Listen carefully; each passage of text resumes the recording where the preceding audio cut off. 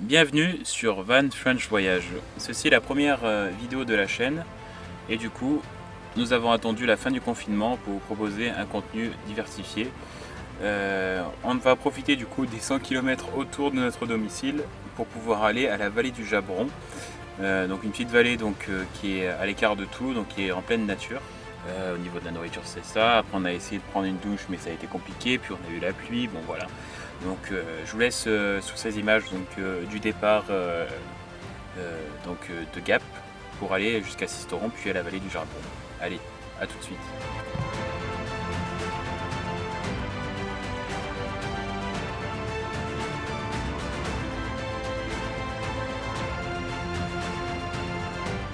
Donc nous sommes arrivés il y a quelques temps, du coup on a voulu prendre la douche, mettre tout en place parce que comme on est arrivé assez tard par rapport à d'habitude, donc on ne l'a pas filmé.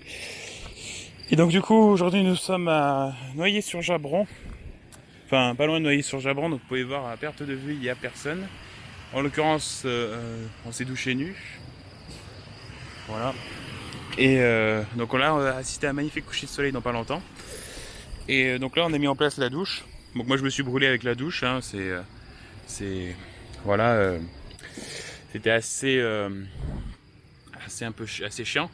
Je vous ferai par ailleurs une vidéo avec tout l'aménagement qu'on a fait avec Roxane au niveau de l'eau, au niveau des réserves et tout ça, pour vous donner des idées un petit peu. Donc là le programme du soir, donc c'est de se poser. Donc moi je suis allé un peu me poser au hamac que j'ai mis là-bas. Vous voyez au centre de l'image. On allait faire enfin moi j'ai replié une demi-heure à peu près. Voilà, c'est très sympa avec un hamac qui donne sur la montagne et sur le torrent qui est juste derrière. C'est juste un magnifique panoramique.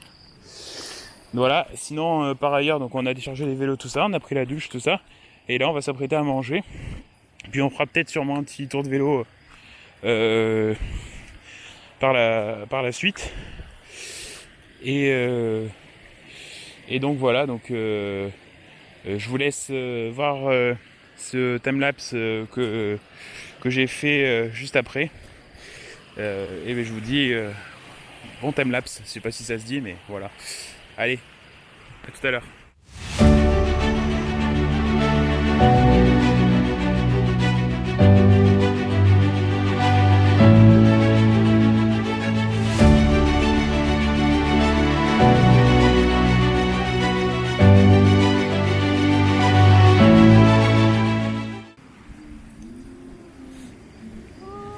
Je recommande cette bonne bière. Je bois pas beaucoup de bière, mais elle est vraiment bonne, elle est à la framboise. Vraiment très bon choix si vous la voyez en magasin. Et donc vous voyez maintenant, on est en train de cuisiner des quoi? Des blancs de poulet coupés en morceaux, avec un petit accompagnement, tout ça. Avec notre magnifique barbecue de camping-cariste. Bon, en vrai c'est bien pratique quand vous n'avez pas de bois et tout ça, ça fait le taf. C'est vraiment plein de chat quoi, ça marche vraiment bien. Et ça cuit à une vitesse fulgurante. Confirmé Roxane? Les poivrons, ça met du temps à cuire.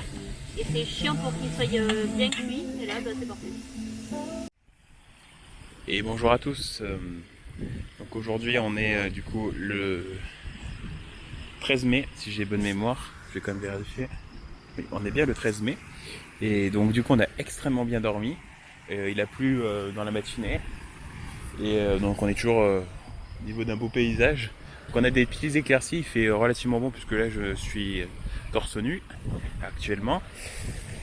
Du coup grâce à la rivière là, on a l'eau en illimité. Donc je m'explique, de l'eau pour se laver, on n'a pas besoin qu'elle soit forcément potable. Donc quand j'ai construit le camion, donc vous verrez dans une des vidéos prochaines, l'aménagement du camion, je l'ai construit de sorte à qu'on ait du coup plusieurs cuves différentes, une cuve pour l'eau potable et une cuve pour la douche. Et pour l'eau du camion qui va dans les robinets et tout ça. Et donc du coup, le gros avantage de tout ça, c'est que nous, comme on voyagera souvent en France, l'eau des torrents, elle est pas quand même extrêmement sale, à part l'eau de mer, ou sinon on peut pas. Mais l'eau des torrents n'est pas extrêmement sale. Du coup, j'ai juste à prendre, si vous voulez, un bidon qui est là et remplir par ici. Donc c'est un petit bouchon, rien de bien compliqué. Voilà. Donc il glisse un peu parce qu'il est mouillé. Voilà. Et donc avec ça, du coup, je remplis et j'ai alimenté la cuve qui est au-dessous. Donc c'est quand même bien pratique. Et du coup, on est en autonomie, puisque après, cette eau qui est dans cette cuve, elle est chauffée via un chauffe-eau. Bon, même très chaud, malheureusement. Je me suis brûlé hier. Du coup, là, on est en train de faire cuire des courgettes. Donc là, on en a fait une première fournée. Là, du coup, on a de la bonne viande. Et on mettra ça avec des carottes, un bon fromage, et on sera bien. Je conseille ce produit. J'ai pas été sponsorisé pour. Je l'ai eu à 115 €. C'est une sorte de plancha, donc vous avez plusieurs grilles. Vous avez une sorte de plancha comme vous avez chez vous. Ça, c'est pour faire du grill, donc pour faire cuire des steaks et tout. Mais le gros avantage de ce produit, c'est que c'est pas du tout compliqué à laver. Et surtout, ça cuit super rapidement. Et vous avez tous les jeux après qui sont récupérés au fond. Et après, on va les étaler sur les produits. Donc vous pouvez faire une cuisine qui est 100% pas grasse, quoi. Puisque du coup, tous les liquides descendent en bas. Voilà, puis vous avez de quoi couvrir ici. C'est quand même bien pratique. Puis ça se plie et ça se range tout dans le même endroit. Bon, c'est un petit peu encombrant, mais c'est bien pratique pour faire à manger. Surtout que ça consomme que dalle de gaz et ça chauffe à une vitesse folle. Voilà. Bon, on se retrouve tout à l'heure. Je vous laisse et on va sûrement peut-être faire du vélo. Voilà. Allez, à toutes.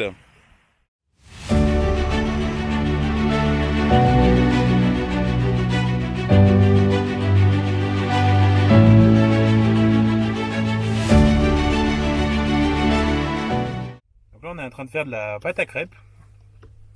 Donc c'est quand même pas un truc assez commun dans un camping-car. Donc on fait une bonne pâte à crêpes.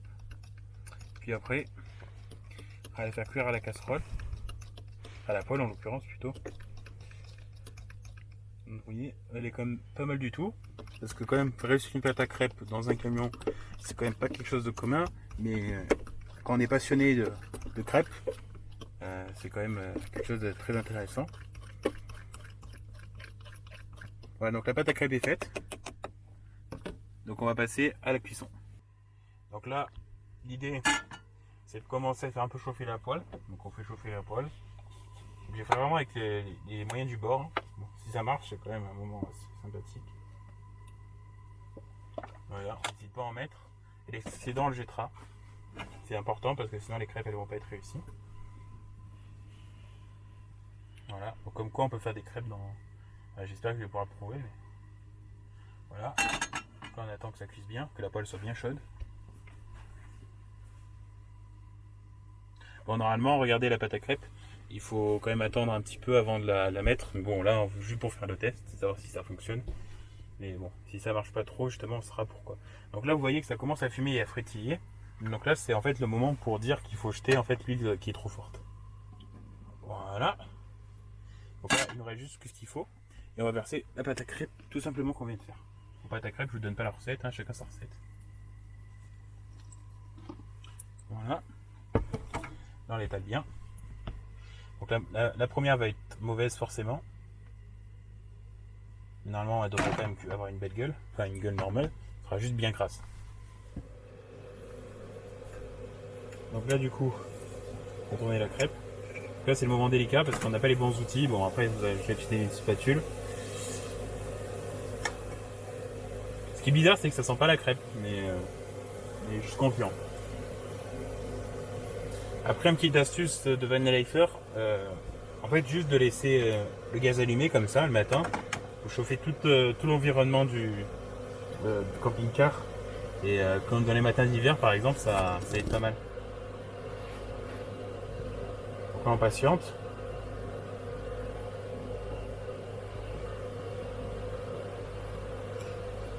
Ça sent l'odeur d'une omelette. Ah, ça sent... ah oui, parce qu'on a mis une omelette avant et vous savez quand on évite de dépenser trop d'assiettes et tout ça. Donc pour information, du coup, pour faire cette recette, il vous faudra donc 2 œufs, 250 g de farine et environ, je pense, 30 centilitres de lait à peu près pour 250 grammes de farine. Bon voilà, après on va voir si ça porte ses fruits quand même. Bon, sinon du coup, tout à l'heure on a mangé une omelette. On vous l'a pas filmé parce que en fait ça a été un peu compliqué la douche.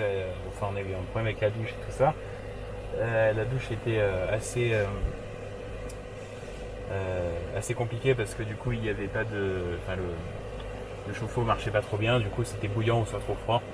Et donc après on s'est réfugié un peu à l'intérieur pour se réchauffer. Donc vous voyez, c'est pas que les bons côtés de la vie en van. Par contre vous voyez là on a un petit réconfort qui est quand même la crêpe.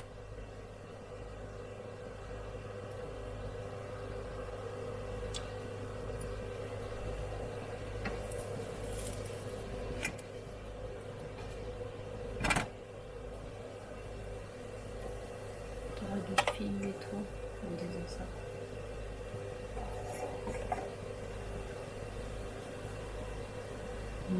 Voilà, du coup maintenant on va essayer de faire sauter la crêpe. Donc si elle a une bonne texture, elle ne devrait pas se casser la gueule. Bon, c'est un peu compliqué dans un environnement aussi petit, donc on va essayer de la faire sauter. Voilà, donc ça montre que la crêpe elle est quand même bonne. Voilà, et on va la mettre là. Et on vous dit bonne dégustation. Et donc là, on est en train de faire cuire notre... moi, c'est chauffer le café qui donne ça à l'aspect, donc un vrai café moulu. Et après, du coup, on va attaquer les crêpes. On est jour 3 aujourd'hui et on va changer de spot, donc on va tout filmer normalement. J'ai pas fait de plan de drone parce que le problème c'est que quand il pleut et qu'il fait mauvais et qu'il y a du vent, c'est pas trop le bon moment pour faire des plans de drone, mais regardez dehors ce qu'on a, c'est quand même assez sympathique. Voilà. Allez, à tout à l'heure. Donc voici la pâte à crêpes qui est restée au frais toute la nuit, donc comme quoi le frigo marche bien. Sinon elle aurait tourné, hein. Là, on a la bonne crêpe que je viens de faire. Et là, on en a une qui est en train de cuire. Donc grâce à je redis encore une fois, grâce à ce magnifique grill qui fait un peu tout, on peut aussi faire cuire des casseroles. Et surtout, ce qui est intéressant, c'est que c'est à l'abri du vent. Donc ça cuit nickel, quoi. Et si t'es pas à l'abri du vent, ça cuit pas, quoi. Là, ça cuit bien, au moins. Voilà. On vous dit bonne dégustation. Voilà, c'est déjà terminé pour aujourd'hui. J'espère que la vidéo vous a plu. N'hésitez pas à la commenter dans les commentaires. Et si ça vous a plu, mettez un pouce bleu ou abonnez-vous à la chaîne pour voir de prochaines vidéos. La prochaine vidéo portera du coup sur Saint-Léger, Mont Ventoux, qui est un petit village au fin fond des gorges, mais je vous en dis pas plus. Allez, à la prochaine pour une nouvelle vidéo. Allez, ciao tout le monde!